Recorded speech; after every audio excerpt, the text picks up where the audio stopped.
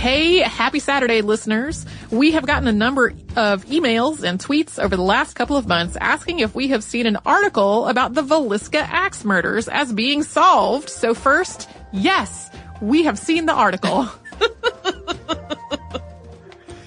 And second, this book, which is called The Man from the Train, presents what's really a hypothesis, not like an ironclad solution. Its authors scoured old records for similar crimes, and based on that research, they concluded that the Villisca murders were the work of a serial killer who traveled by train and struck families who lived near the tracks. We talk about a number of other times that people had thought they'd cracked this case in our 2014 episode on the murders, including some leads that were also connected to serial killers. So we thought, in light of the recent book and questions, that it would be a good time to reshare it. Welcome to Stuff You Missed in History Class from HowStuffWorks.com.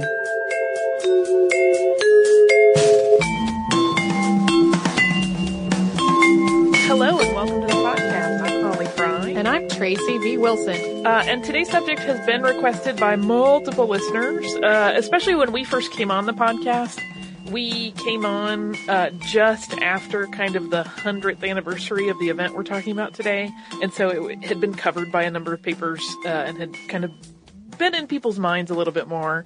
It's actually been on my list for almost since the beginning, and we haven't had an axe murderer episode in a little while, so we're due, I suppose, as due as one can be for such things. This one has some haunting mythology around it. It remains an unsolved case, so it's good for the Halloween season. And it's probably no surprise, based on the fact that I have already said this is an axe murderer episode.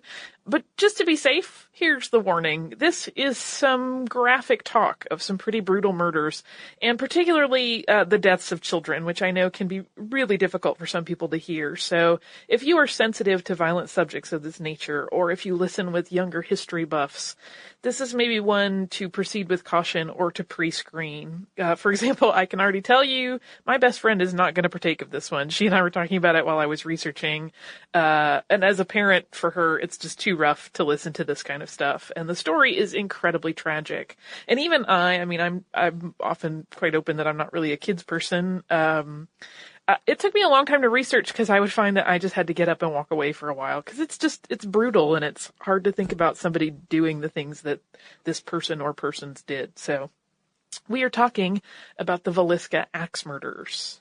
And before we get into the details of the actual event, I will let Tracy set the scene a little bit about the town of Villisca, Iowa. Yeah, so Villisca, Iowa. This took place in 1912. Villisca is in Montgomery County, and it's only about 4 square kilometers in size, so not really big.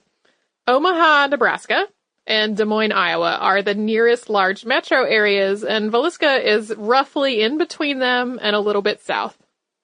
Yeah, it's a little closer to one side than the other, but for the purposes of this, in between. And in the early 1900s, this was a town that was on a growth trajectory. It was kind of rural, but there was a budding business community. The train depot was very busy. They had a lot of trains coming and going and visitors and business people, and it was a close-knit community. Josiah B. Moore, who was the father of the family at the center of this whole unsettling crime, was 43 in 1912. He's sometimes referred to as JB, and he had lived in Villisca for 13 years when he died and was a respected businessman. He had married Sarah Montgomery on December 6, 1899. And Sarah had been born in Illinois in 1873, and she moved to Iowa in 1894 when the rest of her family moved there. She was 39 at the time of the murders. The Moores had 4 children. Herman was 11 and was also really close to his father. Catherine was their second child, and she was age 10 at the time of the attack. There were also 2 younger brothers, Boyd, who was 7, and Paul, who was 5. And there are 2 other children that were victims in this case. So on the morning of June 9th of 1912, sisters Lena, who was 12, and Ina, who was 8, Stillinger, they were the daughters of Joseph and Sarah Stillinger, attended Sunday services at the Presbyterian Church. And the girls were intending to visit with their grandmother for the day after church had concluded. And then the plan for the rest of the day was that the girls would then go back to church to attend special Children's Day activities in the evening before returning to their grandmother's house to spend the night. But the evening's plans changed when Catherine Moore invited her two friends to spend the night at the Moore house after the Children's Day activities. J.B. Moore called the Stillinger home on the phone. He left a message with Lena and Ina's older sister Blanche to pass along to their parents that they would be spending the evening with them. So, one of those parenting heads-up calls. Your kids are going to stay over here. This was in part because the girls seemed kind of afraid to walk back to their grandmother's house alone in the dark. Yeah, the Children's Day program, led by Sarah Moore, began at 8 p.m., so this was an evening thing. It would have been quite dark when they concluded at 9:30 p.m. And once the festivities were all wrapped up, the entire Moore family and the two young Stillinger sisters walked back to the Moore home and arrived there, it's estimated, somewhere between 9:45 and 10 p.m. On the morning of June 10th, the Moore's next-door neighbor, Mary Peckham, noticed that the house was unusually quiet. She hadn't seen any of the family come outside or start their normal morning chores. So sometime shortly after 7 a.m., Mrs. Peckham walked over to the Moore house and knocked on the door. She got no response, and so she tried the door and found it locked. And this is one of those areas that there is some conflicting information in various records. So many will say this was actually pretty unusual for the door to have been locked. The habitual locking of doors at night was not really particularly common practice at this time in Villisca, or in fact many other places. In the early 1900s, there just wasn't that sort of level of lockdown at the end of the night. Mrs. Peckham, who was troubled and also wanted to help, let the Moore's chickens out, as the family would normally have done themselves in the morning. And then she also telephoned Ross Moore, who was Josiah's brother. And when Ross Moore arrived at the home of his brother's family, he shouted and he knocked. He attempted to peer into the house through the windows, but they were covered, and he got neither reaction nor information. There was nothing. So eventually he went through his keys until he found the one that unlocked the door. He had a copy of their key, but it took him a little while to sort out which one it was. Mary Peckham was there with Ross Moore, but she didn't venture past the porch and into the house. The surviving Moore brother didn't go past the second room of the house. He opened the door to the bedroom off the parlor, and he immediately saw the bodies of two children on the bed, as well as an enormous amount of blood. He went back to the porch and told Mary Peckham to call the police. Yeah, and this was a very small, by today's standards, home. So the bottom floor was only 3 rooms. It was like the parlor or the front room, this small bedroom, and a kitchen. So after they raised an alert, City Marshal Hank Horton responded. He quickly arrived on the scene, and his investigation of the house revealed that in addition to the 2 bodies Ross Moore had seen, the young Stillinger sisters, there were 6 more bodies upstairs. The entire Moore family and their guests had been killed in their beds. It was about 9 in the morning when the county coroner finally got there and took a look at the situation. He later reviewed his findings with the sheriff and the marshal, and then he called a coroner's jury to the home.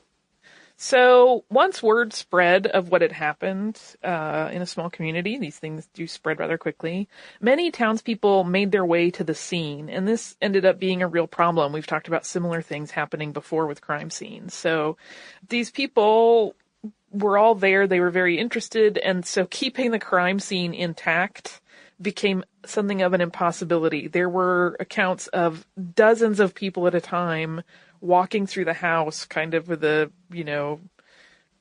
morbid curiosity, trying to catch a glimpse of the bodies or see what had happened. Some reports even put it at close to 100 people at one point that were all in the house, which again was not that large a structure. So you can imagine, keeping evidence intact was completely out the window at that point. I'm irritated by these looky-loos. Yes. Eventually, the Villisca National Guard had to come and clear the area and keep onlookers out of the house. By that time, several hours had passed, and a lot of the evidence was damaged or compromised, which just infuriates me. I want to take all the looky-loos for a stern lecture about how not to be terrible. Yeah, and I mean, I have read some, I forget which account it was that I was reading, where they were kind of pointing out, like, yes, this was terrible, but even so, there's maybe wouldn't have been that much more evidence that was really garnered in the investigation, but we don't know. So the coroner's jury did not finish their investigation of the home until after 10 p.m., and it was at that point that the undertaker was given clearance to remove the bodies. Those were taken to a local fire station, which was being used as kind of a makeshift morgue because there was so many people at once. And the undertakers did not finish moving the victims until roughly 2 a.m.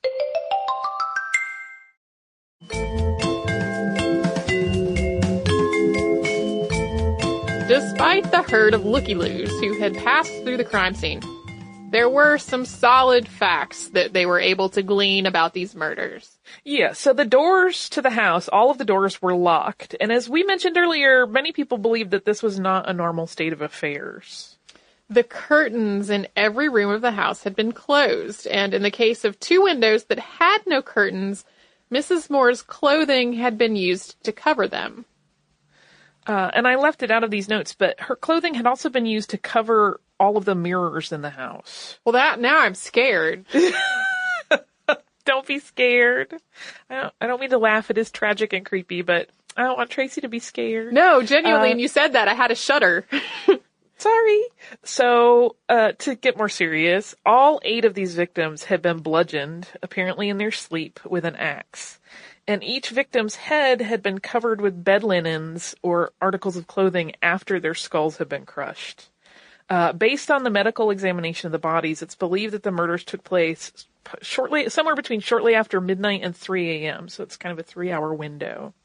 In the 2 rooms where Josiah and Sarah Moore and Lena and Ina Stillinger had been killed, kerosene lamps were found at the ends of the beds with their chimneys removed and their wicks turned back, as though the killer had wanted to dim the lights. The murder weapon had been Josiah Moore's. It was found in the room with Lena and Ina, and the ceilings in several of the rooms had been hit during the killer's upswing as he raised the axe. On the kitchen table, there was a plate of food and a pan of water, and the water had blood in it. The downstairs bedroom where the Stillinger girls were slain contained a number of clues and sort of odd aspects. Ina was sleeping on the portion of the bed closest to the wall when she was killed, and a coat had been used to cover her face afterwards. Lena was situated partway down the bed. This led to some speculation that she may have been struck and then shifted or wiggled down the bed a little bit initially before she died. She was wearing no undergarments, and her nightgown had been shifted upward. There was blood on the inside of one of her knees and injuries to one arm, which appeared to be defensive, as though she had tried to protect herself against the attacker. She is the only one that exhibited any sort of defensive injury. There was a 2-pound slab of bacon on the floor, wrapped in what was either a rag or a dish towel. And there was a nearly identical slab of bacon in the kitchen icebox. And additionally, there was part of a keychain on the floor. And I know what some of you people are probably thinking based on a couple of these details, and I promise you we are coming back to them. Now we will get to sort of the coroner's inquest. The day after the grisly discovery, so on June 11th, the coroner's jury began their official inquest into the murders, and they eventually called 14 witnesses for testimony. So their first witness was Mary Peckham, who, was the first woman, the neighbor, that discovered that there was something not quite right. And she stated that the last time she saw the family was when they were leaving for the Children's Day activities at the church on the evening of the 9th. She was already in bed when the family returned home, and she said that she didn't hear any noises during the night. She relayed how she came to be curious about the family's whereabouts in the morning because of the unusual stillness of the house, and that she had seen Mr. Moore's employee, Ed Selly, arrive and head to the barn to tend the horses not long after she contacted Ross Moore. The second witness was Ed Selly, and as we just said, he was an employee at J.B. Moore's store. And his testimony indicated that he'd opened the store as normal the morning of the discovery before being contacted by Ross Moore about the suspicious situation. After speaking with the victim's sister-in-law, Jessie Moore, Selly contacted the Moore's parents and Sarah's parents to see if the family had gone to visit any of them. So at that point, they were trying to figure out where they were, not realizing they were in the house. He was then contacted by Mrs. Peckham about the Moore's livestock, so he left the store to tend to the horses and then went back to work. Not long after, Mrs. Peckham called again, this time to tell him to get the marshal and come back to the house. And Selly's testimony contradicts Mary Peckham's just a little bit, and it's not really anything terribly important. I just wanted to point it out. He indicated that he had joined Mrs. Peckham and Ross Moore in entering the house, whereas Mrs. Peckham indicated that she had never gone past the porch. After the marshal had a preliminary look at the scene, Selly indicated that the house was locked and that he went to the store to contact business associates about the situation. Yeah, he wanted to let the people that they had business dealings with know that Mr. Moore had been killed and that they were going to have to make some arrangements. Selly was asked if J.B. Moore had any enemies he knew of, and he indicated that J.B. had told him that his brother-in-law, Sam Moyer, had it in for him. The third witness was Dr. J. Clark Cooper. Cooper was the first physician on the scene after the bodies were discovered. Cooper described his first access to the bodies, first encountering the Stillinger girls, who he didn't recognize. He also mentioned the lamps without their chimneys. Cooper indicated that he didn't touch the bodies on site. He sort of performed just a visual assessment at that point. Yeah, he didn't do any real hands-on examination. His statement also included that estimated time of death that we talked about, and that was based on his observation of the blood and brain matter on the scene and the level of dryness and congealment it had achieved.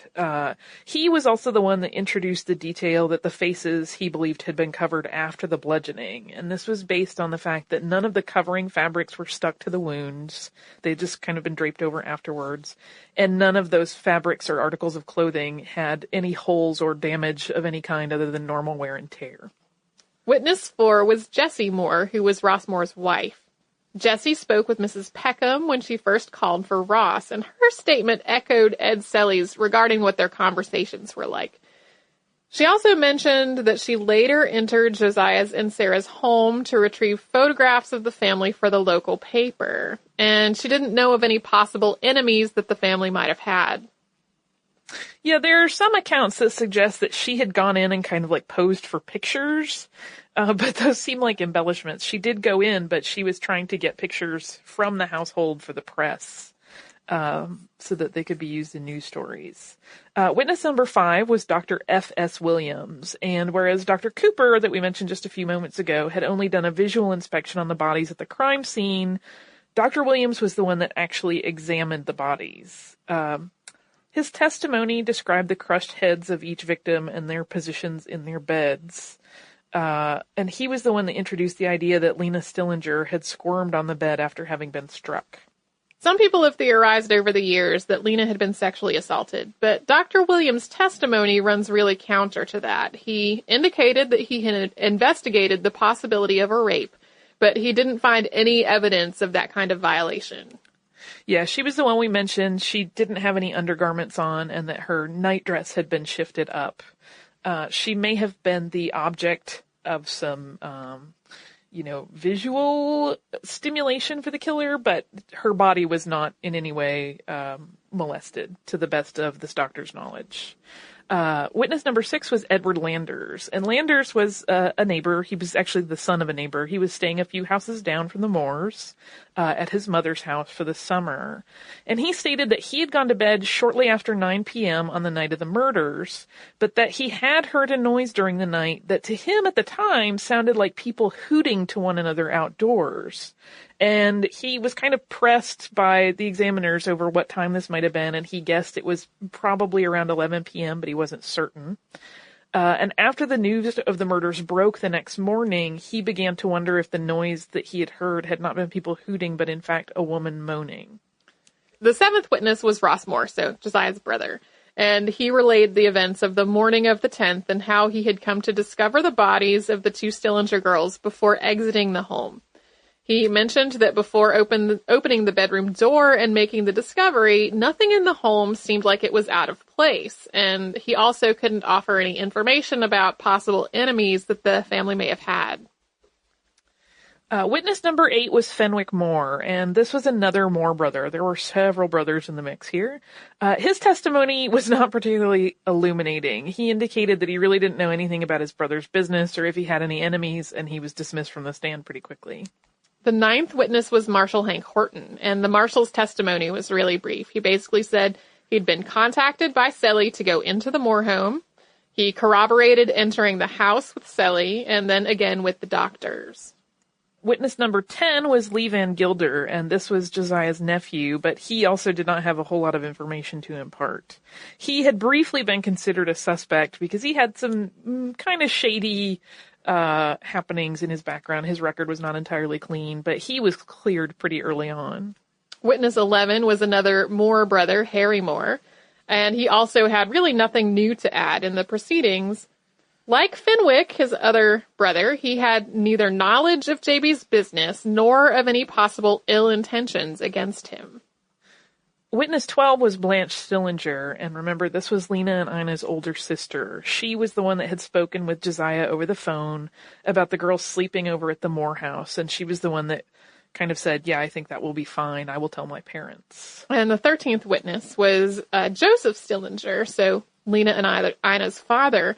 He also didn't know of anyone who might commit such a crime, and he indicated that his wife had phoned the Moores several times in the morning that the bodies were found, because she had expected the girls to be back before school time. Yeah, this had happened on a Sunday night into the Monday morning hours, and so she thought the kids were going to come home and get ready for school, but they didn't. So they were trying to contact them and getting no answer. The last witness was Charles Moore. This is yet another Moore brother. Charles testified to the coroner's jury that he knew Josiah kept an axe, but when he was questioned, he couldn't say with certainty that the murder weapon was the one that Josiah owned. He just wasn't sure. He also indicated that it was, in fact, his brother's habit to lock the house from the inside at night. One thing that always kind of rings odd to me and is not really discussed all that much in a lot of these is that the whole house was locked, but somehow the killer or killers got out. So that's always stayed a little bit of a mystery. Whether they had a key or not is unclear. Yeah, well, and then that gets into me super wondering what lock technology was like at the time. Like, now we have doorknob locks that you just flip the thing and then you go out. Well, and there was also, skeleton keys that could open multiple doors were a little more common still then. It just wasn't quite the same as what we're dealing with today. So, and that may be one of the reasons that it's not really talked about that much. It's not that insane a thing. It's not like, even in some of the, and I'll talk about them briefly at the end, but even in like some of the, sort of supernatural investigations of it, it doesn't really seem to come up as like a weird thing, like an entity locked all the doors. The doors were just locked. It doesn't get embellished a whole lot. But, before we start talking about suspects and what may have driven someone to do this, let's have another quick word from a sponsor. We'll take a break from all of this sort of dark material for just a moment.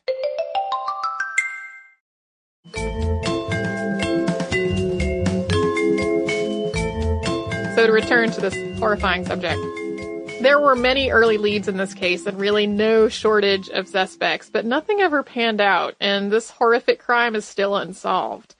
It's not possible in the scope of a podcast episode to cover every single suspect, but we're going to talk about the more high-profile ones. Yeah, this really sort of turned this town on its head. And a lot of people characterize it as basically making a place where people would invite a stranger into their home for a meal and, be very open and very friendly, into a place where suddenly everyone was suspicious of everyone else. And, sort of fear-driven suspicion kind of led their behavior beyond that. And as a consequence, a lot of different people were accused of participating in this crime. But one of the primary suspects that comes up in almost any discussion of this case is Frank F. Jones, and he was an Iowa state senator. He had been Josiah Moore's boss for many years, but in 1908, Moore had struck out on his own, opening a farming implement company, and he took several of their lucrative business partners with him, including the John Deere Company. So Jones was a little irate with him from that point on. There were also rumors that Josiah had had an affair with Jones' daughter-in-law. So Frank Jones and his son, so the husband of this daughter-in-law, were even accused quite publicly by a detective agency of having hired a killer named William Mansfield to take out the Moore family. And William Mansfield was arrested for the murders in 1916, 4 years after they had taken place. According to Detective James Newton Wilkerson, who had been the one that had leveled those accusations against the Joneses, he asserted that Mansfield was in fact a serial killer and that he also had a cocaine habit.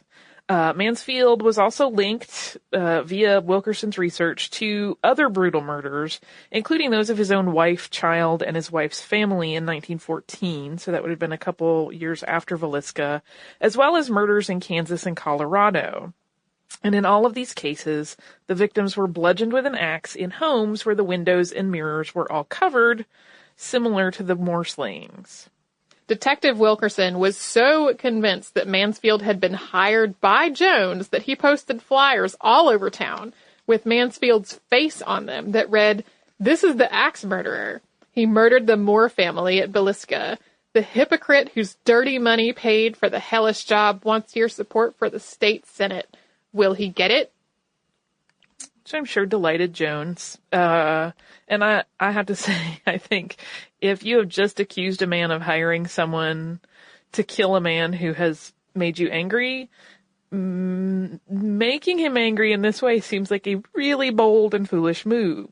But while Mansfield does seem like an obvious solution to who killed the Moores, and while Detective Wilkerson really seemed for the rest of his life that he was certain that Mansfield was the killer, Mansfield had an alibi for the time of the Villisca murders that placed him in Illinois.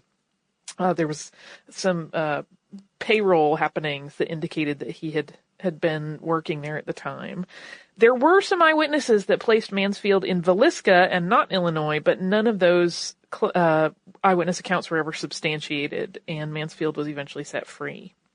After his release, Mansfield sued Wilkerson for slander, and he was awarded more than $2,000.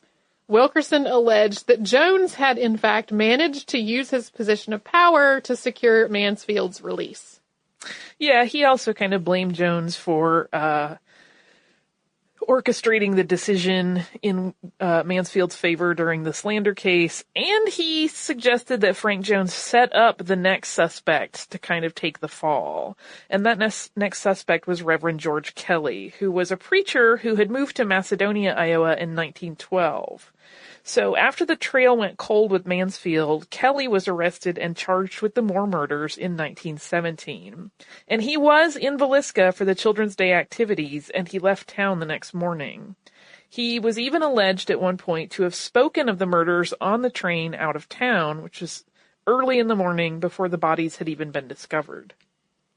He also returned to Villisca a week after the murders, and he pretended to be a detective from Scotland Yard to gain entry into the Moore home.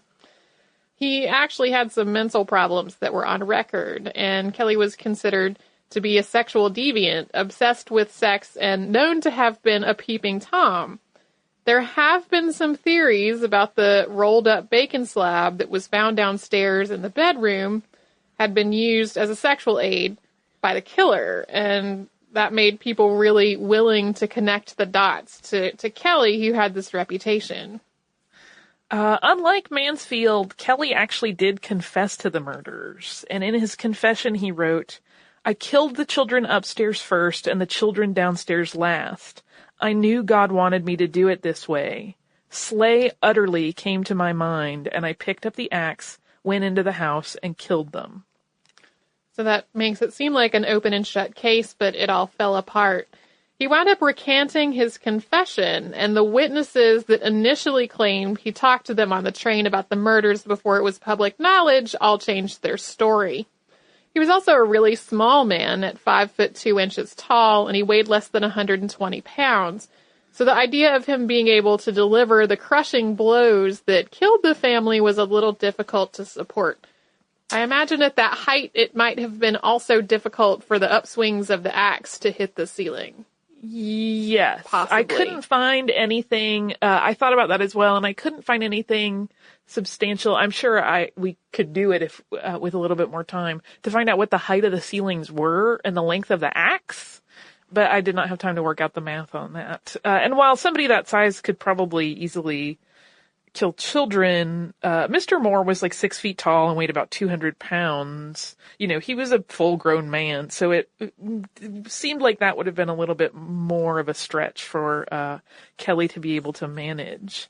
Kelly was actually tried twice for this crime. The first trial resulted in a hung jury, and in the second trial, the jury freed him because there was really no evidence other than sort of the suspicion that he was weird and deviant and might be the kind of person to do these things.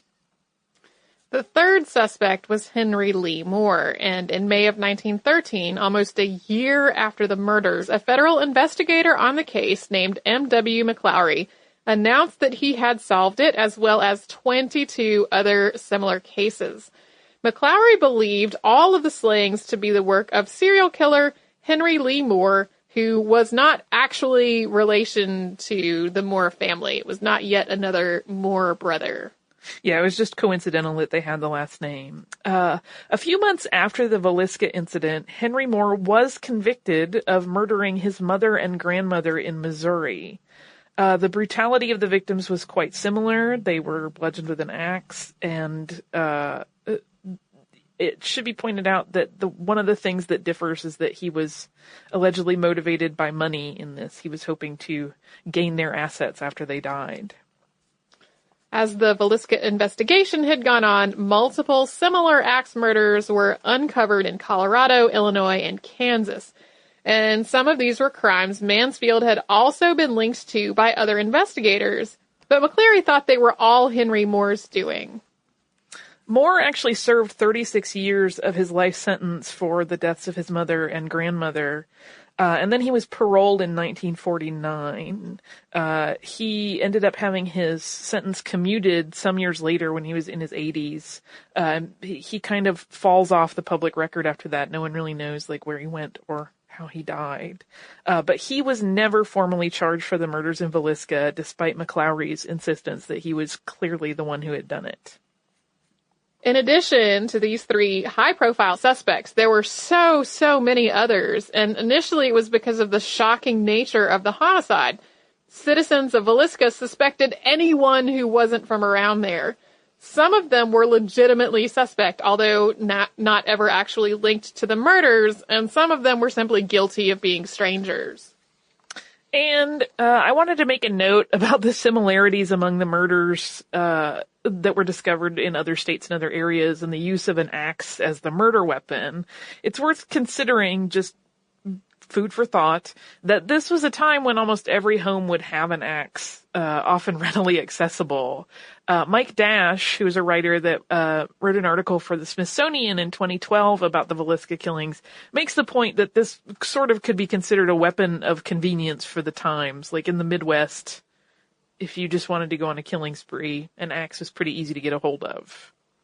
Additionally, as is the case often with high-profile crimes, confessors came out of the woodwork for decades. People were confessing to the crime well into the 1930s, although many of these confessions got details wildly wrong. Yeah, that happens with any big murder case, or there are people that confess that could not have done it for whatever reasons. But those, of course, were pretty easily dismissed in most cases. So jumping to sort of the modern day, in 1994, the house where J.B. Moore and his family were killed was purchased by Darwin and Martha Lynn, and the Lynns restored the house to its 1912 condition, and the residence was placed on the National Historic Places Registry in 1998. Prior to the Lynn's purchase, the house had passed through many hands of ownership, and it had been repeatedly renovated, so it was really quite a significant restoration effort. Today you can tour the home. It's actually a museum. And for a little less than $500 a night, you can book sleepovers in the murder house. It's actually one of the main draws of Villisca, which is a pretty rural town. If If you want a book on the anniversary of the murders, though, there's a lottery. And there have been many discussions and debates through the years about whether it's right for a business to grow out of such a tragedy and so much brutality. These debates probably go on for as long as the museum is open. Yeah, I mean, a lot of articles, if you search for this, that talk about it kind of from the modern standpoint, they really do discuss kind of that this is a problem and something that continues to be debated, and they kind of look at, like, the Villisca murder house as this odd money-making machine, sort of, but, that's something that you can draw your own conclusions and have your own opinions of. Paranormal investigators and ghost hunters have, of course, kind of flocked to this house, hoping to get some activity that they can record or discuss. It's been featured on a lot of numerous television reality, I'm making the air quotes, shows. And there have been several documentaries made about the murders that are less about sensationalizing it and making a haunted house ghost story, but really just trying to break down the actual crime. I kind of feel like a broken record when I do this wrap-up, because we do it for almost any of the cases where they go unsolved. But odds are that this one is not ever going to be solved. And the further away we get from the date of when it actually happened, the less and less evidence there will be to go on. So it will remain a draw for crime history buffs and visitors to the Villisca murder house. Probably for quite some time.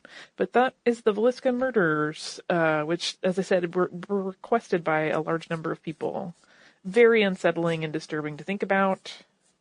But, good Halloween fodder. And again, It is a huge tragedy. I mean, like I said, I'm not a kids person, but reading these testimonies about what happened to these children was so rough for me. Yeah. I kept like going like, let's go hug a kitty. I'm going to go watch a cartoon for 15 minutes. Just anything to kind of break the intensity of that.